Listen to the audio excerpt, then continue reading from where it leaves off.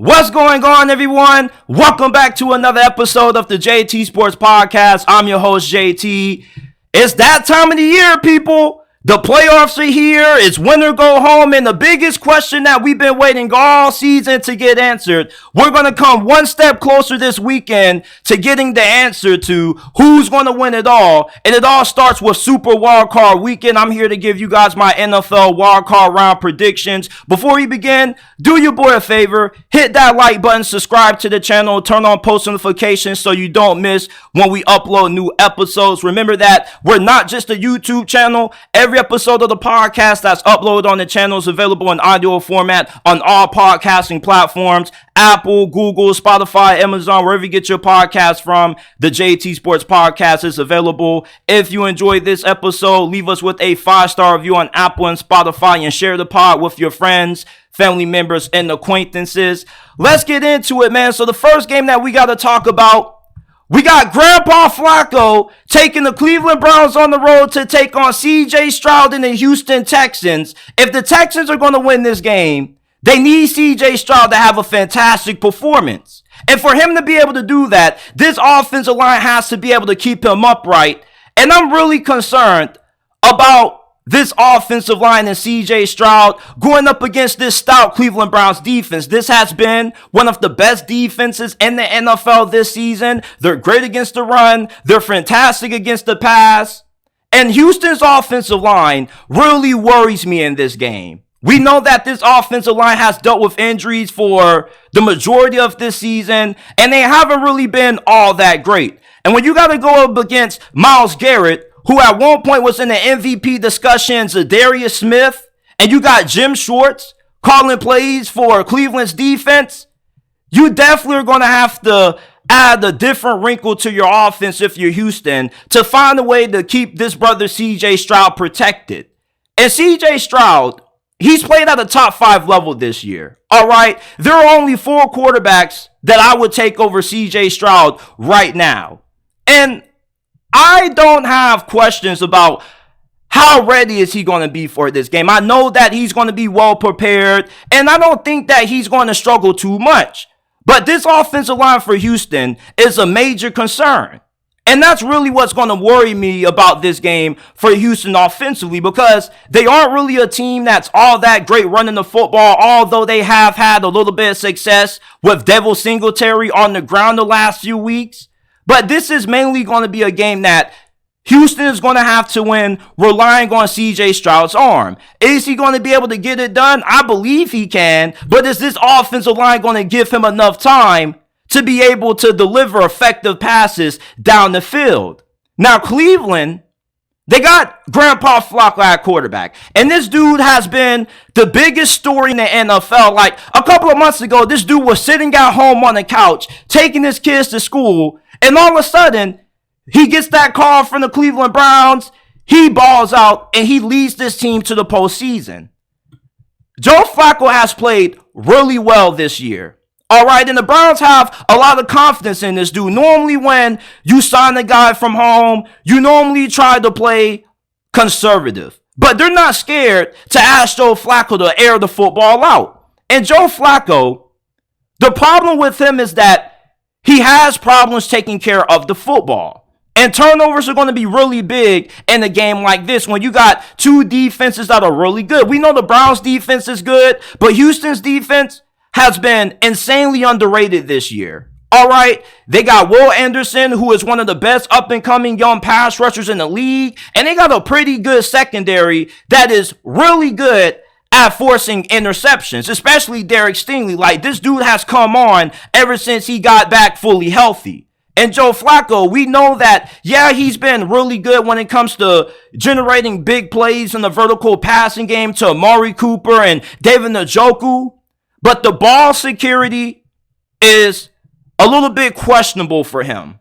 And with him being a veteran, going into a playoff game with this kind of atmosphere on the road, I know that he knows it's important to take care of the football, because a turnover in a game like this could be what Houston needs to give them a win. And with CJ Stroud at quarterback, who I would say is better than Joe Flacco right now, you don't want to give him extra possessions.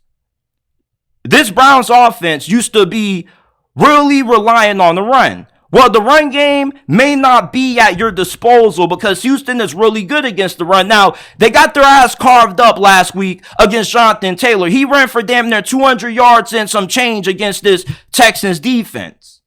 So, Houston, you take away the run game, you make Cleveland one-dimensional, you know that Joe Flacco is going to give you some opportunities to come away with takeaways. So therefore, offensively, you got to make sure that you're able to capitalize off those mistakes.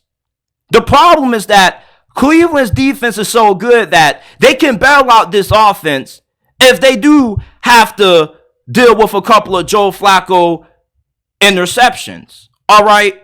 But really, for Houston, if you can win the turnover battle in this game and you can also capitalize that by converting those mistakes into points, let's say Joe Flacco throws 2 interceptions and those 2 picks turn into 2 touchdowns for you, that could be enough to swing this game in your favor.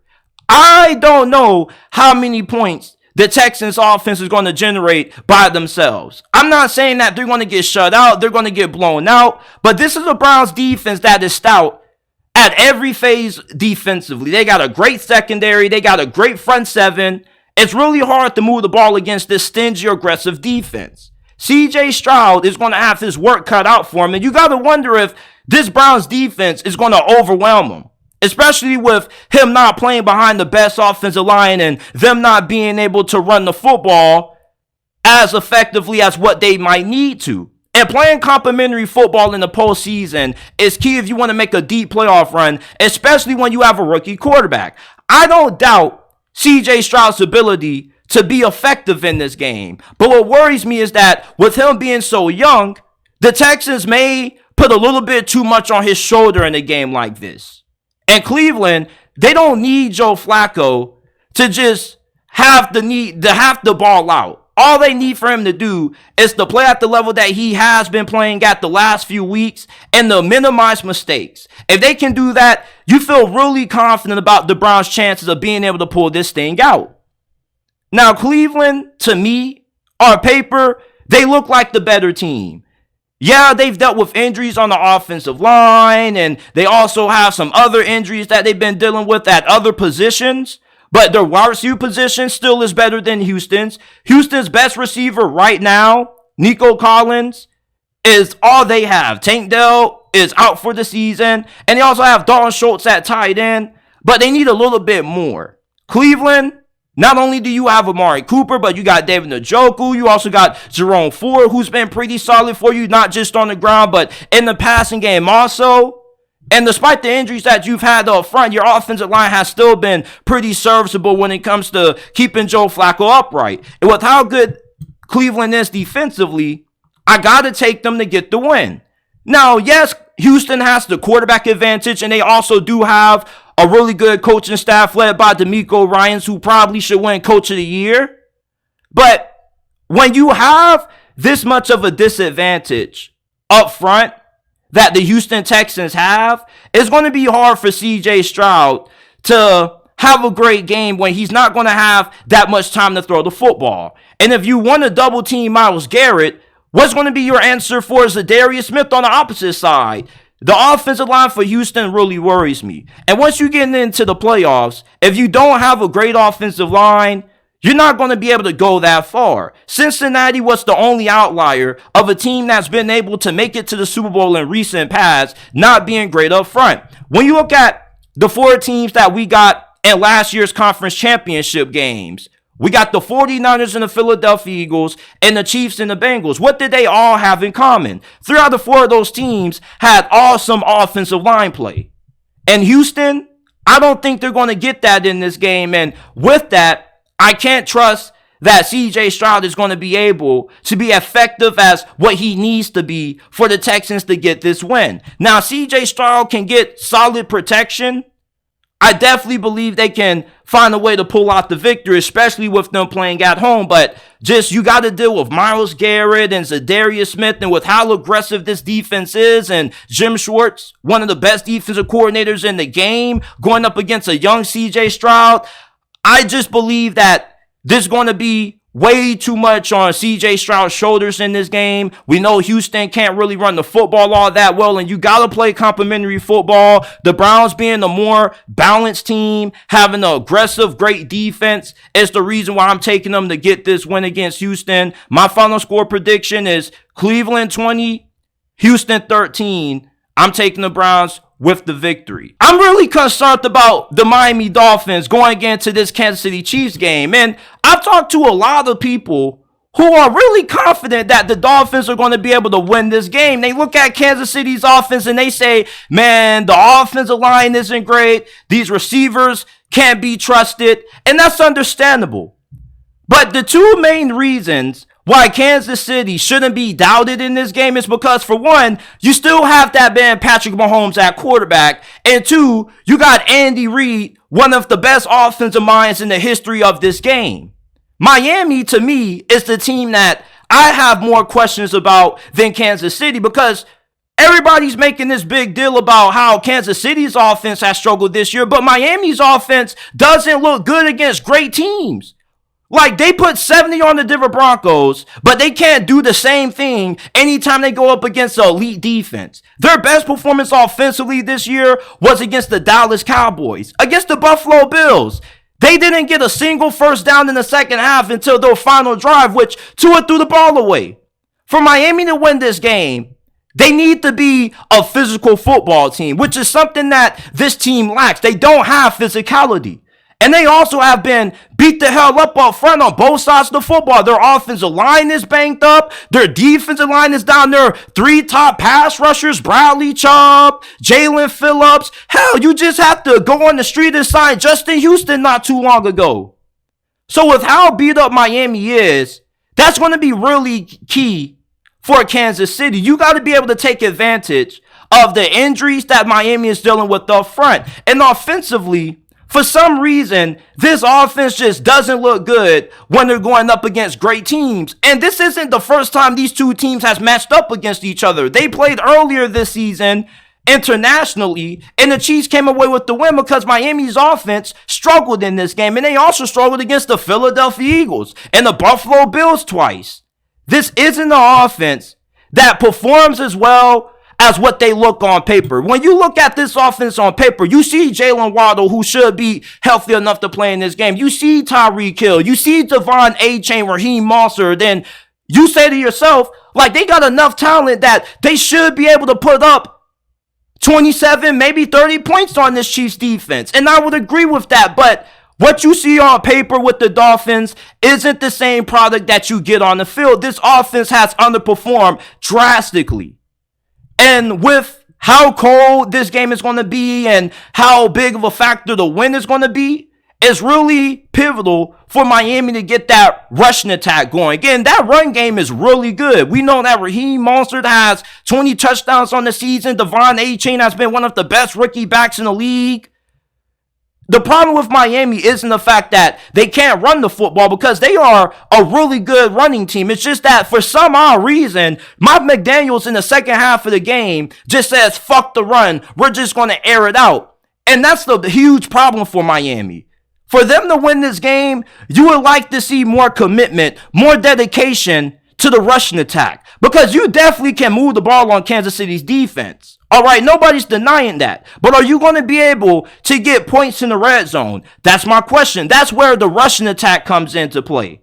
And you need to take some pressure off of Tua. He isn't one of those quarterbacks that's going to be able to carry you to a win. You see, anytime the Dolphins get put in a situation when they need Tua Tagovailoa to step up and come through, when the lights are the brightest and palms are sweaty and chests get tight, this dude falls every single time, and he doesn't have the strongest arm. And when you're playing in conditions like this, having a quarterback like Tua kind of can be a little bit of a disadvantage, but it doesn't have to be as long as you can play balanced. You see, Kansas City, we know that they don't have anybody that can be trusted at wide receiver. I mean, you got J.R. Toney, for crying out loud. Kadarius Toney is the NFL's equivalent to J.R. Smith. Like, this dude just kind of lacks situational awareness, and he's a pretty good player talent-wise, but he doesn't really perform up to the level of talent that he has. You got MVS, who dropped so many wide-open touchdowns, and Travis Kelce has regressed at a really concerning level. Kansas City, the best way they're going to be able to move the ball is the same way you're going to have a chance at moving the football offensively, and that's by running the ball. The team who can have more success and who is more committed to the run game is going to be the team that sustains drives offensively.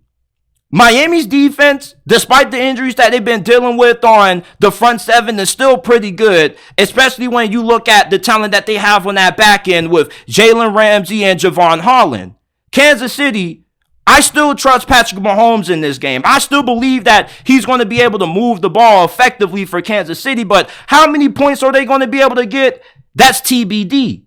Miami, with Tua and Tyreek Hill and Jalen Waddle, you would think that this offense should be able to get those big explosive plays, right? But you see with this weather, how many of those big plays downfield are you going to be able to generate? A lot of Miami's offense is predicated off Tua getting the ball out fast, getting him in rhythm, and getting the ball out to Tyreek Hill and Jalen Waddle so they can make things happen after the catch. Kansas City, though, they're one of the more better tackling teams in the National Football League. So if they can limit all of the yak yardage that Tyreek and Jalen are able to get, this defense is going to be able to slow down this Dolphins offense, which is how the majority of teams have played Miami. There's a reason why this offense struggles to even get the 20 points against great defenses. And also, Kansas City has a fantastic pass rush. And how is Miami's offensive line going to be able to find the answer for Chris Jones? He's going to be a train wrecker in this game. We saw what Christian Wilkins was doing last week to the Buffalo Bills offensive line. Well, we could see the similar thing happen with Chris Jones going up against the interior offensive line of Miami that is really worn down right now. Miami, they're going to have to get out on the edge. This is going to have to become a perimeter game for them. Kansas City with Isaiah Pacheco, this dude is really physical. So they're going to be able to run the football up Miami's throats with how good Isaiah Pacheco is and how physical and tough he is as a runner. And Kansas City's offensive line hasn't been that great. But with the injuries that the Dolphins have on their D-line, you trust and you like their chances of them being able to hold their own and giving enough time for Mahomes to make throws downfield and opening up lanes in the run game. I don't have that same level of confidence in Miami's offensive line. And offensive line play is huge when you look at the environment that Miami's going to be playing in and the weather conditions. It comes down to physicality, and that's what the Dolphins lack. And you see, for the people who have confidence that Miami's going to win, the whole argument is that Miami is a better team. What makes Miami a better team than Kansas City? Because they got Tyreek Hill and Jalen Waddle. Like, yeah, they look good on paper. But I ask you, when has this team played up to the level of talent that they have on paper? Because we didn't really see it anytime they played a great team. Did you know that Mike McDaniel is 3-9 against teams that have a record of 500 or better since he became the head coach of the Dolphins? That concerns me. And how good is this coaching even going to be in a game like this? Because we know that this Kansas City Chiefs team is going to be well coached. All right, it's playoff time. They got to be locked in. You know that you're going to get the best out of Andy Reid and Mahomes. Are you going to be able to say the same thing for Tua and Mike McDaniels? Because, I mean, I've yet to see these boys really be able to get it done when it counts. You had an opportunity to have a home playoff game against the Buffalo Bills, and you folded. You threw the game away. I get the confidence level that people have in picking the Dolphins to win, and I understand that Kansas City, they look down bad right now. All right, and talent-wise, they are more inferior to the Dolphins from a talent standpoint. But defensively, they still been really consistent for the majority of this season. This defense, anytime you call them up to get a stop, they come through. But Kansas City's offense, if the game is on the line and you need Mahomes to engineer a 2-minute drive to give you the win, is it going to be able to be achievable? Because I've seen plenty of times this season when Mahomes has had the ball in his hands and he's came up short. It all comes down to if Miami's defense can really take advantage of a lackluster passing attack of Kansas City when you look at the lack of weapons that they have offensively and you have to take into account Travis Kelce's regression as well, which is why this game is probably going to be a low-scoring affair. But Miami, the same problems that Kansas City has, they have their own problems in a sense, because their passing attack doesn't really perform as good as what it should. When you got two of the better receivers in the NFL and Jalen Waddle, and then you got Tyreek Hill, who's been the best receiver in the game, it's like, what does it matter how better your receiving core is compared to Kansas City if Tua can't give these guys the ball? And plus, this dude has a noodle arm, which is pivotal because it's going to affect Miami's ability to take shots downfield. How many downfield shots are you going to be able to generate in these kinds of conditions? Like, we know about these Florida teams. Anytime they have to play on the road in cold weather conditions, it's not favorable for them unless they're a physical team. And Miami isn't physical. And that's why I'm taking Kansas City to win. Like, there's just way too many factors that favor Kansas City winning this game. If you believe that the Dolphins are going to win, you're solely basing that off talent and the fact that you can't trust Kansas City's offense. But at the same time, if you can't trust Kansas City's offense, how can you have that same level of trust with Miami's offense when they haven't shown the ability to play up to the level of talent that they have? I've yet to see this offense explode and put 70 or even 30 points on a remotely good defense. Like, Dallas defense is overrated. They don't play good when they go up against good offenses, just like how your offense doesn't play good when you go up against great defenses. And there's too many times that I watched the Dolphins play where Mike McDaniel's offense, they'll have success running the football, and then he'll get away from it in the second half. I can't trust this dude in a game like this. Hell, I just can't trust Miami's offense. All right, I know Kansas City, offensively, they've been dog shit this year, but the one common factors that they have that gives me reasons to take them to get this victory is, for one, you got Mahomes, who still is one of the best quarterbacks in the game. I only think that he's second to Lamar Jackson. And you still have Andy Reid. With those two guys alone, that gives you a slight edge over the Dolphins. Everybody focuses on talent in the playoffs. But what a lot of people overlook is the coaching.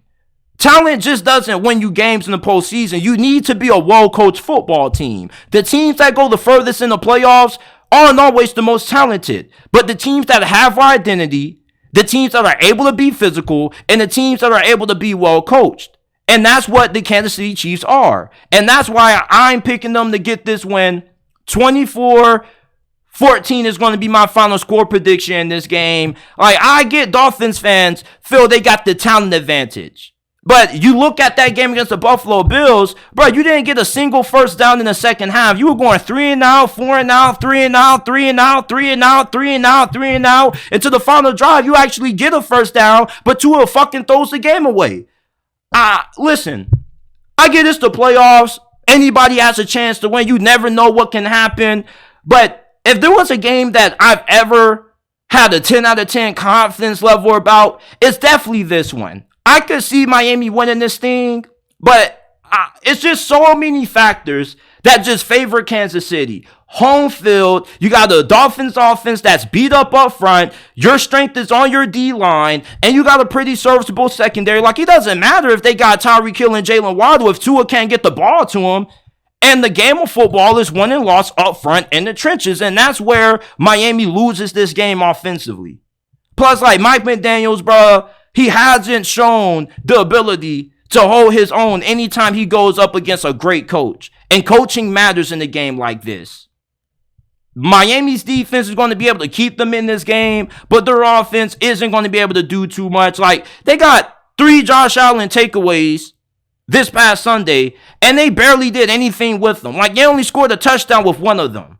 So this offense can't be trusted. You can say the same about Kansas City's offense, but at least you got consistent play from Mahomes, and you get great play calling out of Andy Reid. You can't say the same for the Dolphins. Give me Kansas City. Nobody is giving the Pittsburgh Steelers a chance to beat the Buffalo Bills, and it's for a very good reason.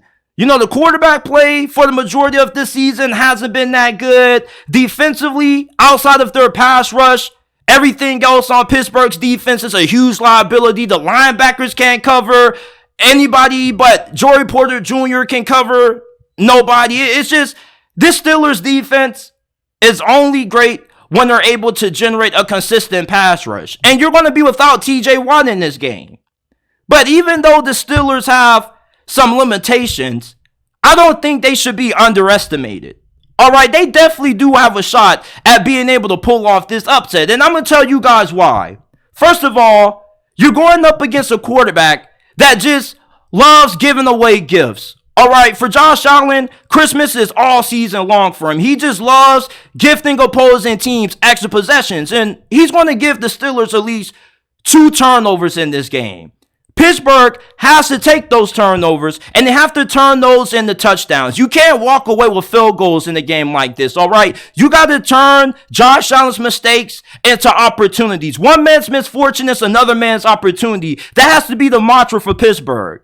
If you can come away with 2 interceptions off of Josh Allen, although your secondary isn't that great, just with how aggressive he is and his gunslinger mentality, he's going to give you a couple. So you get 2 interceptions. If you can turn those into 14 points, boom, you're in the ball game. And then you just need your defense to maybe get 2, maybe 3 extra stops. And your offense, with how well Mason Rudolph has been playing, if you can maybe get a couple of field goals out of those, boom, you got 20 points. I can't see Buffalo offensively scoring like 30 points on Pittsburgh's defense. Yes, they do have a lot of liabilities. Their linebacking core isn't good. Their secondary isn't good. But at least you know that with Mike Tomlin being on the sidelines, being the defensive-minded coach, you would expect for this defense to at least stop Josh Allen at least 2 or 3 times in this game. And they can score in the other drives. You know, Buffalo is really effective offensively, but there's an opportunity for the Steelers defense with how good their pass rush is. Like, yes, they don't got TJ Watt. And everybody says when you don't got TJ Watt, like, you got a great chance of losing. Like, yes, that is true. But what people also lose out is that when TJ Watt played against the New England Patriots and the Arizona Cardinals, 2 of the worst teams in the NFL, the Steelers still lost. You see, you still got Cam Hayward. You got Alex Highsmith. There is still a lot of talent on the defensive line of the Pittsburgh Steelers. And they're going to be able to get a couple of sacks on Josh Allen and get this ball back to this offense. And the Steelers aren't a bummy team. Like, they're not a shit team. Pittsburgh has enough talent offensively that they should be able to put points on Buffalo's defense as long as you get some of that Mason magic. You see, another key to the Steelers pulling off this upset is that you need that Mason magic not to fade away in this game. Now, I don't know when the Mason Rudolph insanity run is going to end. Hopefully it never ends. But you need it to keep going in a game like this. The reason why the Steelers have looked as good as what they have been, not just the last 3 weeks, but hell, this is the best offensive performance that the Steelers have put on display the last couple of weeks that we've seen out of this offense in nearly 2 years pretty much.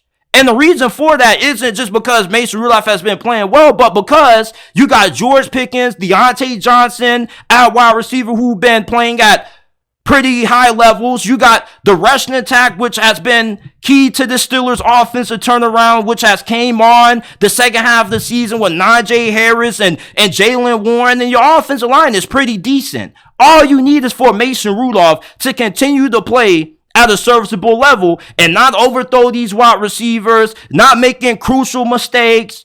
Pittsburgh can't afford to make any mistakes in this game. Buffalo can, just because they're a better football team and with how good of a quarterback Josh Allen is. That's why you got to take every single opportunity that Josh Allen gives you when he turns the football over. Because if you're a Buffalo Bills fan and you're saying, JT, why do you keep assuming that Josh Allen's going to turn the football over? Like, man, he turns the ball over in every game. It's not a matter of if, it's a matter of when. The Steelers have a small margin for error in a game like this. But this offense should at least be able to put some field goals on the board, get a few turnovers, and turn those into touchdowns. And if they can do that, they can win this game. Buffalo plays their best football when they're going up against the best teams in the league, but they play their worst football when they're going up against teams that they are expected to beat and beat them by a pretty favorable margin. Like, they didn't blow out the Chargers. The week after they fired Brandon Staley, they struggled against New England. Hell, they lost to New England once this year. Like, the Buffalo Bills aren't one of those teams that necessarily just dominates teams that they're expected to dominate. They play down the competition. So I'm expecting this to be a pretty competitive game. All right. Now, if Buffalo blows out Pittsburgh, it happens because Mason Rudolph doesn't show up. That Mason magic wears off and the defense just gets absolutely obliterated. You can generate no pass rush at all. And even if Josh Allen gives them a couple of interceptions, Buffalo's defense, as good as how it's played this season, was able to bail out Josh Allen like they did several times against the Miami Dolphins and keep the Pittsburgh Steelers from capitalizing off those mistakes. But, I'm still pretty confident that the Steelers can manage to keep this thing close for the majority of this game. This Bills team, yes, they are more talented, but they aren't a team that always necessarily plays up to their talent level when they're going up against inferior competition. Mike Tomlin, outside of him mishandling the quarterback situation, he's done an outstanding job coaching this football team. But this is going to have to be his best game ever coaching in the postseason of his whole entire career. All right, we need Mike Tomlin to have a great game plan for being able to contain Josh Allen. You can't let this dude run all over the field, running guys over, trucking guys like he's playing Madden 25, looking like Marshawn Lynch at quarterback. And it's really going to be hard to get too many stops on this Bills offense. All right, even you getting 2-3 stops defensively, plus with the turnovers, the Bills are probably still going to score a majority of their possessions. The offense out of Pittsburgh, it's all going to come down to how well Mason Rudolph is going to be able to play in this game. All right, if he plays like how he has the last 3 weeks, the Steelers have a chance. There's way too much talent offensively for the Bills defensively to just shut this offense out as long as you get some of that Mason magic. All right, George Pickens, all you got to do is throw the damn ball to him and he can either must somebody 50-50 or he can make something happen after the catch. Deontay Johnson is one of the best route runners and pure separators in the National Football League. And Najee and Jalen Warren, they're going to have a factor too. This is an offense that is able to play complementary football, which is key in the postseason. Now, Buffalo, I most likely am expecting them to win this game, and I'm going to take them to win this game, even though I am a Steelers fan. But I do believe that Pittsburgh is being a little bit underestimated in this game because Buffalo all season long has struggled against inferior competition, which is why I have a confidence level that the Steelers have a good chance of an upset. But I'm also a realist.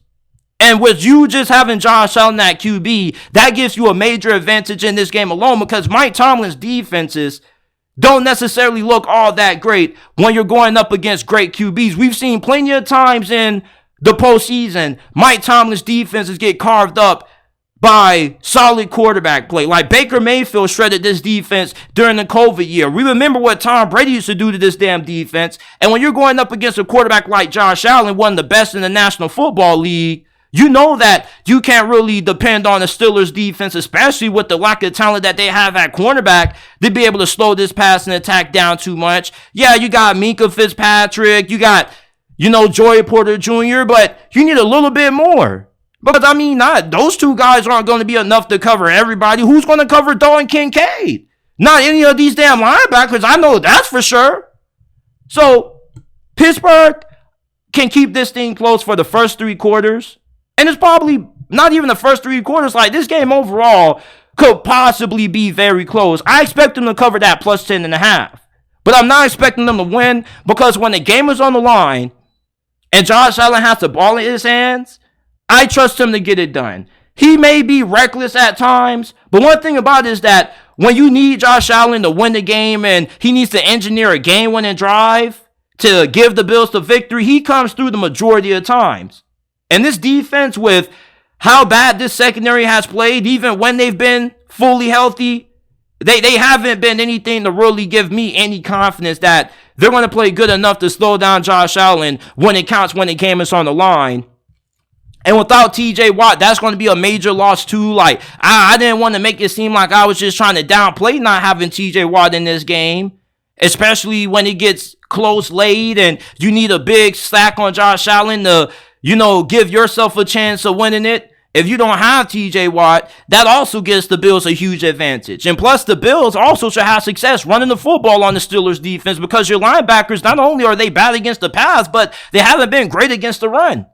And Buffalo now, with the way James Cook has been playing, this is an all-around complete offense. As long as you don't have one of those games from Josh Allen when he just implodes on himself and he has multiple turnovers. Like, the only way I see the Bills losing this game is if they have multiple turnovers or they play similarly to the way that they did against the Patriots and the LA Chargers, and the Steelers offense just has one of those games from Mason Rudolph where this dude just goes completely flawless. He goes like 23 or 25 passing for 285 passing yards and 3 touchdowns, no picks.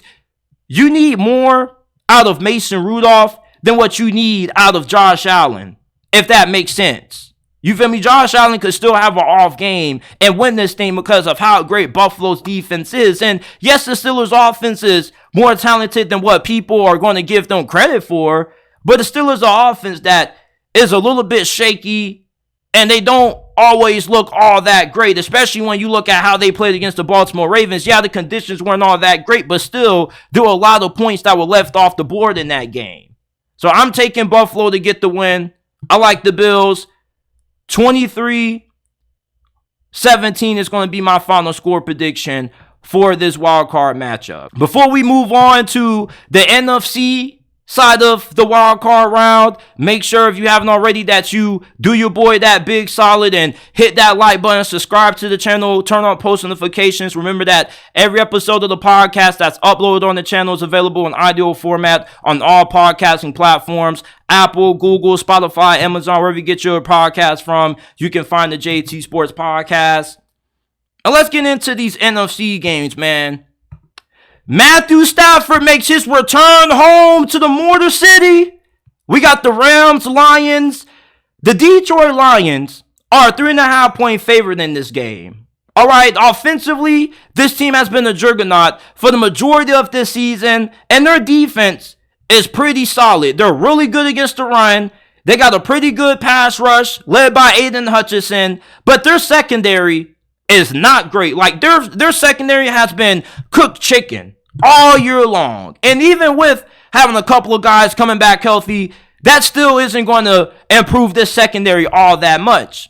And going up against Matthew Stafford and this LA Rams passing attack, there's a lot of things that you got to worry about if you're a Lions fan with this secondary. Like, how are you going to be able to slow down Puka Nacua and Cooper Kupp fully healthy?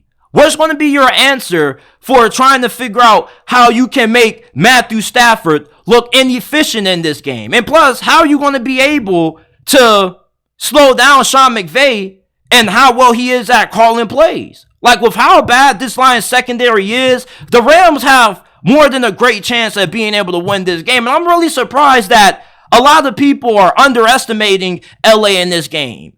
I can understand if the Detroit Lions had a complete defense, if their secondary was good and their front seven was great, but they only have one of those things, which is a pretty good front seven. Their back end is really questionable. And because of that, the Rams are going to be able to score points on this defense, and they're going to be able to do it fairly easily. Like, you got to remember, the Detroit Lions went on the road to Baltimore and got their ass beat. The LA Rams gave the Baltimore Ravens one of the closest games in Baltimore that any other team has been able to give Baltimore outside of the Cleveland Browns. And yes, they lost that game, but that was probably the best offensive performance that any team has had this season against that Ravens defense without getting any help from turnovers. So because of how good the LA Rams offense has performed as of late, especially with them getting back Kyron Williams, who is outstanding running back, he may be the most impactful running back of this NFL season. When he went down with that injury, the Rams were averaging somewhere around 14 to 17 points per game. Since he's returned, they're averaging like around 24, 27 points per game. Kyron Williams is going to be a huge part of this Rams offense. And Detroit, you got to make sure that you allocate a lot of resources to slowing this dude down, which you got a really good rushing attack. Well, you got a really good run defense. All right, you got one of the best run defenses in the National Football League. But are you going to be able to minimize his effectiveness in the passing game also? What if the Rams find a way to get him the ball based on screen plays, or if they line him out wide and they try to get him the football in space in the passing game? Do you have the personnel to be able to just minimize Kyren Williams' effect on this game completely? Because everybody pays attention to Stafford, Kupp, and Puka Nacua, but you got to also pay attention to Kyren Williams. He really is the big X factor for LA in this game. All right? So the Rams offensively, they're going to be a handful for Detroit to handle on the defensive side of things. But when we flip to the other side of the football and we look at the Detroit Lions offense against this Rams defense, you also like this matchup. The Detroit Lions offense has been one of the best in the NFL. They're led by Ben Johnson, who is going to end up being a head coach in a couple of months. Jared Goff has played at a really high level. You got tons of talent at wide receiver, Amon-Ra St. Brown. We don't know about Sam Laporta's status for this game, but you still have Jahmyr Gibbs and David Montgomery. There's a lot of things that Detroit throws at you. Not just from a schematic standpoint, but from a personnel standpoint as well, with how deep they are offensively. Like Jameson Williams. The Rams defense has been really good, and it has exceeded my expectations. You got to give a lot of praise to Raheem Morris in this job that he's done with this fairly young defense. The majority of the Rams' best players on the defense side of the football, outside of Aaron Donald, are rookies. Kobe Turner, Byron Young are both two rookie pass rushers for the Rams that should be in the Rookie of the Year conversation for defense.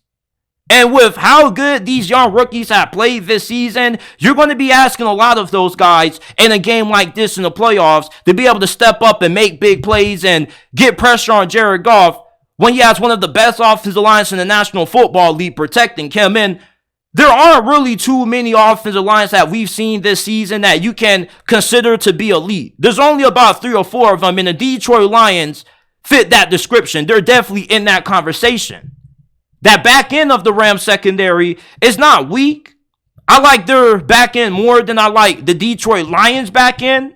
But when you're going up against this offense of Detroit that's really efficient, that can kill you in a quick game and also can beat you throwing the football downfield, I just wonder, with your lack of pass rush outside of Aaron Donald and having some young rookies that you're going to be heavily reliant on, just are you going to be able to slow down the deep passing attack of Detroit when they go to it and they want to take shots downfield, because you know Jared Goff is going to have time to throw the football. Now, the biggest thing for me when it comes to determining who's going to win this game is going to be coaching. All right, Dan Campbell, how is his decision-making going to be? Because we know this dude has that risk it, no biscuit mentality. He likes to take a lot of chances. But the problem with having this aggressive mindset is that it can cost you when you're going up against a coach like Sean McVay, who normally is pretty good when it comes to having a good feel of the game, knowing when to go for it, knowing when to just go ahead and take the points or punting the football away. Sean McVay has a huge coaching advantage over Dan Campbell. Dan Campbell, he's one of those coaches that his emotions dictate his decision making. And we got a good example of that when they lost to the Dallas Cowboys. This fool went for it 3 straight times on that 2-point conversion when he probably should have just opted for the extra point after they didn't get it the second time. They got bailed out by that offsides penalty by Michael Parsons. Those kinds of aggressive decisions that don't plan out for you could cost you in a game like this when you're going against a well-coached team like the LA Rams led by Sean McVay. And I just don't have a lot of confidence that Dan Campbell is going to make the great decisions or the best decisions when this game is on the line, when things get close. I'm picking the Rams to win. This is my upset of the wildcard weekend. Listen, the Rams are just as good as a team, talent-wise, as what the Detroit Lions is, minus the talent that they have on the interior of the offensive line and the defensive line. But their offensive line is still going to be able to hold up pretty well. And I just can't trust Dan Campbell going up against Sean McVay. If this was any other head coach that he was going up against in the first round, if they were going up against Nick Sirianni or Mike McCarthy or Todd Bowles or somebody like that, then I would pick the Lions to get the win.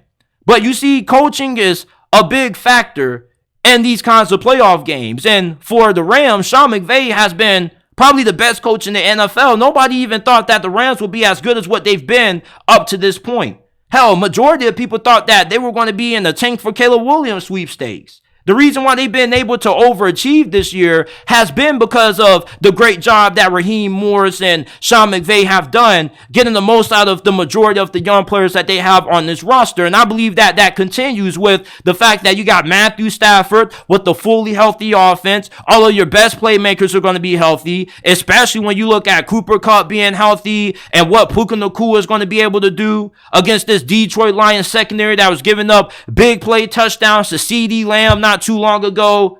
I can't trust Detroit in this game. The Rams also do have a pretty good run defense. Now, even though David Montgomery and Jahmyr Gibbs are still going to get theirs, I like this Rams defense to get some big stops late in this game. I expect this to be a high-scoring affair.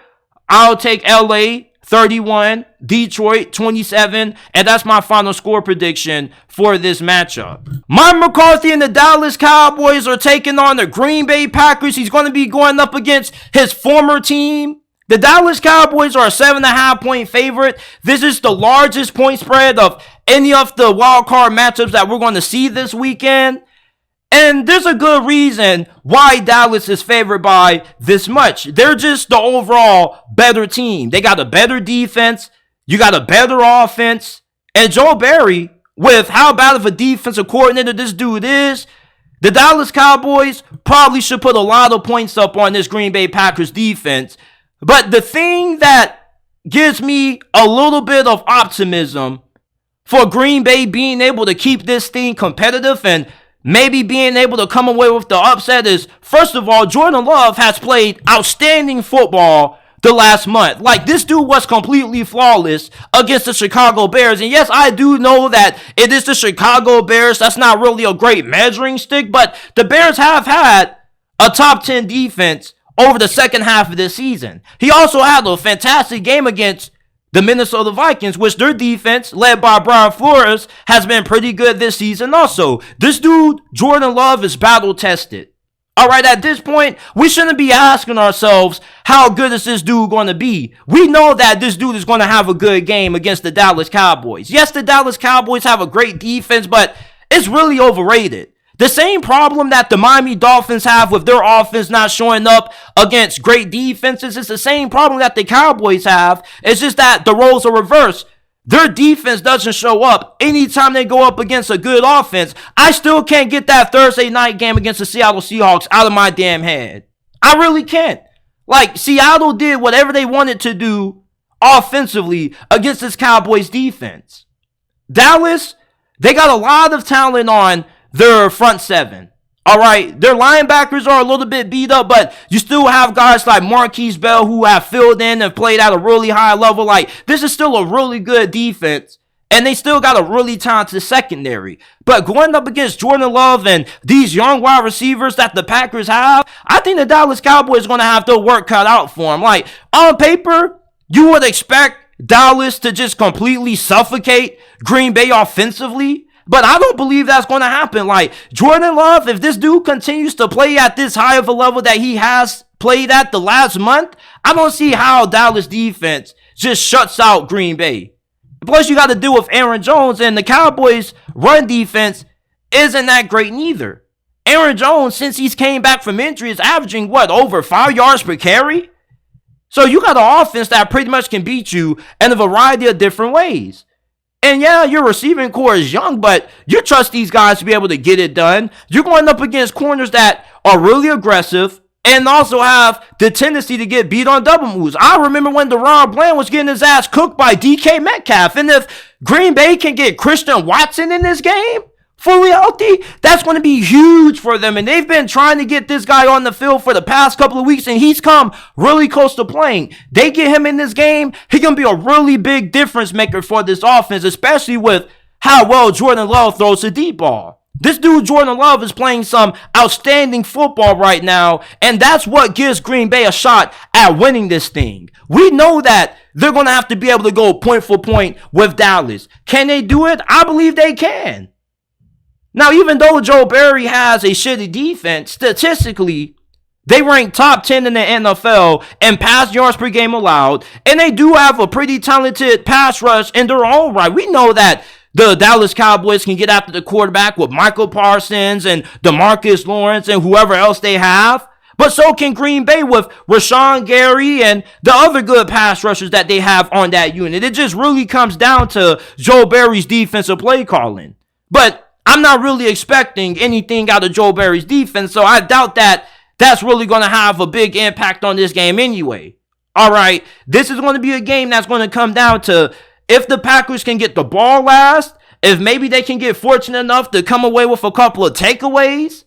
Maybe they can turn those into some added points, which may give them added advantage in a game like this, because Green Bay isn't going to be able to win this game without getting some kind of stops on defense. And the only way those stops are going to occur is via turnovers. Maybe you can get a strip sack fumble on Dak Prescott. Maybe he throws one to Jair Alexander, who has played at a pretty high level this year, and you're going to need Jair Alexander to be able to shut down CeeDee Lamb. CeeDee Lamb, anytime the Cowboys have went to this guy this season, he's been automatic offense. You take CeeDee Lamb out of the game plan, Dallas has to go to Brandon Cooks, and they got to go to other playmakers, which, you know, they got plenty of them. But CeeDee Lamb has been the focal point of this passing attack. So you take him away, that'll be huge for you if you're Joe Barry. But realistically, the Cowboys just have a lot of advantages in their favor in this game. All right, they're a more complete team, and they're a team that actually has the ability to get stops defensively. Although their defense is going to shut down this Packers offense, in my opinion, you can still trust this defense to get more than enough stops for you to be able to get this win. If the Green Bay Packers had a better offensive coordinator, they possibly win this game. Because Jordan Love has played out of this fucking world right now. He's playing out of his mind. But the fact that Joe Barry has hindered, this team and has slowed this team down, if Green Bay had a better defense, they probably would have around 11, 12 wins. All right, and they possibly could have been good enough to win the Super Bowl this year. But with this defense being a huge liability, and the only way you can win this game going point for point with Dallas, Jordan Love is great, but there are going to be a couple of drives when he gets stopped, and they're going to have to punt the ball away to Dallas. Or maybe he has a turnover or two. So, yeah, Green Bay may be able to hang around in this game and keep this being a really entertaining, high-scoring affair for the first couple of quarters. But eventually, Dallas is going to put their foot on the pedal, and they're going to pull away in this game. And I take Dallas 28-21 is going to be my final score prediction. Are the Philadelphia Eagles really going to lose to the Buccaneers, man? Are the Buccaneers going to put the stamp of what has been a nightmarish second half of the season for Philadelphia? And think about this. Philly loses this game. Does that automatically put Nick Sirianni's job security in question for next season? Because I believe that it will. The Tampa Bay Buccaneers are a team that nobody expected to even be playing in this game. All right, if you would have asked somebody back in August if Tampa Bay would make it to the playoffs, everybody would have told you absolutely not. Most people would have told you they're tanking for Caleb Williams. But the Buccaneers have gotten to this point because of what? They play pretty solid defense. Not great defense, but solid defense. And Philadelphia, they can't play defense to save their damn life. Like, they were getting shredded by Tyrod Taylor. They got carved up by Drew Lock, which he was able to deliver a 92-yard, 10-play game-winning touchdown drive against this Matt Patricia coach defense. Ever since they made the decision to go from Sean Desai to Matt Patricia as their DC, things have gotten worse. All right, they were better off just keeping Sean Desai as their defensive coordinator, and their secondary is cooked. This Buccaneers offense, they're really inconsistent. When they play their best football, it's going to be really hard for a team like Philadelphia to slow them down. All right, but the good thing is that Tampa Bay's offense doesn't always play their best football. And a lot of times they're really streaky, they're really inconsistent, and plus they're one-dimensional. They can't run the football at all. They can only throw the football. But Philadelphia's secondary has been so bad that you like Baker Mayfield and Mike Evans and Chris Godwin's ability to have a big game. You see, Philadelphia's defense is a bigger concern than what the offense is. All right, Philadelphia, if you can get A.J. Brown and Devonta Smith somewhat healthy enough to play in this game, you should be able to sustain enough offense that should give you the win. Because yes, your defense is bad, but the Tampa Bay Buccaneers offensively, we don't really know if they're going to show up in this game. If they don't show up, which is a strong chance that they don't, then you still should be able to pull off the win, because the Buccaneers offensively aren't a team that should be able to take advantage of your bad secondary play. And plus, you still do have a really talented group of pass rushers. You do have Jalen Carter. You do have Fletcher Cox. You do have Hassan Reddick. Those guys should be able to make their presence felt against an offensive line that has played pretty good football, but it's still an offensive line that can be had. And Baker Mayfield, he's a little bit banged up as well. I saw him get a little bit nicked up near the tail end of that game against the Carolina Panthers. So his mobility might not be the same, and he might not be able to break out of sacks and extend plays like how he has been able to do for the majority of this season when he's been healthy. So that can help out your defense, but your pass rush should be key in this game. All right. Yes, offensively, Jalen Hurts and company haven't played great. It's been really, really concerning the way Jalen Hurts has looked this season, especially when you just gave this guy an extension in the offseason. Tampa Bay, their defense is going to give your offense a lot of problems. But the good thing is that defensively, for the Eagles, yes, you've had a lot of bad performances, but with how inconsistent Tampa Bay is, their offense isn't going to be able to be good enough, most likely, to take advantage of Philadelphia's offense starting this game out slow. And I don't think that, despite how good Tampa Bay's defense is, they're going to be able to completely shut out Philadelphia offensively.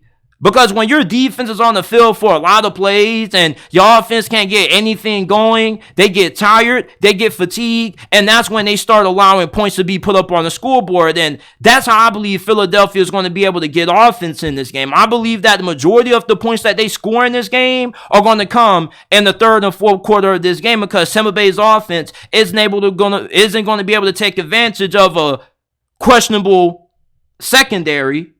And with that, their defense is going to be on the field for more plays than what they should be. And they're going to get tired. And eventually, with Tampa Bay's offense going 3 and out, that's going to open up the window for Philadelphia to get a couple of big plays. And Philadelphia has been one of those teams that a lot of their success offensively is going to stem from their ability to generate those big plays off those big downfield throws, or maybe you get a big DeAndre Swift run. Philadelphia, I really want them, and I really feel that they need to rely heavily on DeAndre Swift in this game. When this offense was at its best early this season, it ran through DeAndre Swift. With your passing attack struggle, Jalen Hurts not looking that great, your receivers banged up, it will be in Nick Sirianni's best interest to get DeAndre Swift a lot of touches in this game, not just on the ground, but in the passing game as well, because he also has really good hands catching out of the backfield. DeAndre Swift is a big X factor for Philadelphia offensively. He has to be their go-to playmaker in this game. This Bucs offense isn't good enough to take advantage of Philadelphia's defense. They may give up a couple of points, or they may give up a couple of points here and there, but for the most part, this offense at times can just be really inconsistent. They're not good in third down situations. They don't always capitalize off their red zone opportunities. So, Philly's defense has had their struggles, but so has this Buccaneers offense. Dave Canales is a really good offensive coordinator, but for some reason, there are games when the Bucs offense just doesn't look as functional as what you would think with the talent that they have at wide receiver and how good Baker Mayfield has played. Hell, look at their final game in the regular season when they played the Carolina Panthers. They barely did anything on offense, and the Carolina Panthers aren't really doing anything outstanding defensively. I'm taking Philadelphia to get the win. All right, it's just, I get that Philadelphia has looked really bad as of late. I get that. But it's just Tampa Bay, their offense is just so inconsistent that I don't know if they're going to be able to capitalize off the bad defensive play that we've seen out of Philadelphia. I really don't. If their offense was a little bit more consistent and they weren't struggling to put up points against the Carolina Panthers and the New Orleans Saints, then I would pick them to win this game. I honestly would. And I really still am on the edge of picking Tampa Bay to win. I just can't trust this offense to be efficient enough to take advantage of this defense. And the most points I could see Philly giving up is possibly 20. That's about it. If the Buccaneers get more than 20 points in this game, they're going to win. I don't think Philadelphia is going to be able to easily get the 20. Outside of the game against the Houston Texans, where CJ Stroud just completely obliterated this defense, you know, Todd Bowles' defense has been pretty solid. Not great, but solid.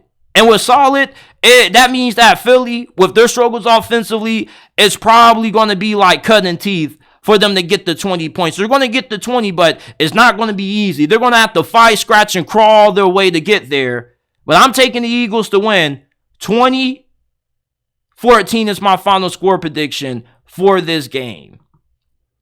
This is it for this episode of the JT Sports Podcast. If you're still tuned in, I appreciate you guys for listening. Make sure that you do your boy that solid and hit that like button, subscribe to the channel. Remember that every episode of the podcast is available in audio format on all podcasting platforms. Apple, Google, Spotify, Amazon, wherever you get your podcast from, you can find the JT Sports Podcast. And I will see you guys shortly with another episode.